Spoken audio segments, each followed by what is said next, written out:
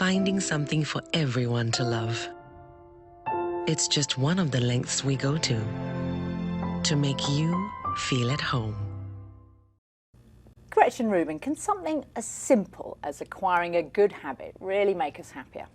I really think it can, because research shows that 40% of everyday life is governed by habits, and they're the invisible architecture of our everyday. So if you have habits that work for you, you're much more likely to be happier, healthy, and more productive. And if they don't work for you, it's going to be a lot more challenging. Well, it sounds really very easy, but as we all know, it's very hard, isn't it, to acquire and keep good habits. So what's your advice? How do we do it? Well, I think a lot of times when people struggle, it's because they've tried to form a habit in a way that's not right for them. Like they're a night person who's for some reason decided, well, it sounds like a great idea for me to get up early and go for a run, but it's not realistic for them. So a big part of what I argue is that you really have to start by knowing what's true for you, and then you look at all the strategies that people can use to change their habits, and then you pick the ones that suit you and suit your habits, not just copying what Benjamin Franklin did or Gertrude Stein did, thinking that if it works for them, it'll work for you. You really have to start by thinking about yourself. So what worked for you?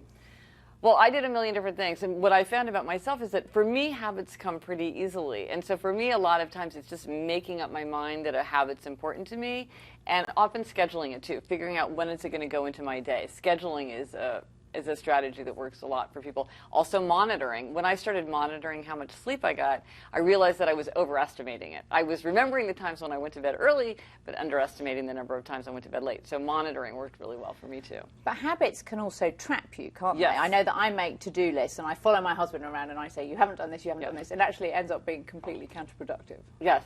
Well, one thing about habits is they speed time. So when something becomes a habit, it goes quicker. So, like your first month at a job seems like it lasts forever, but then your fifth year at the job just speeds by. And they also deaden a response. You get so used to having that morning cup of coffee that you don't even taste it anymore. So they deaden experience. But they also free us from having to make decisions or use our self-control. And that's draining and difficult. So they're also tremendously energizing, because then we don't have to battle with ourselves. Am I going to do this? Am I going to do that? It's just an automatic pilot, and we can do the things that we want to do without wasting our time and energy fussing about it.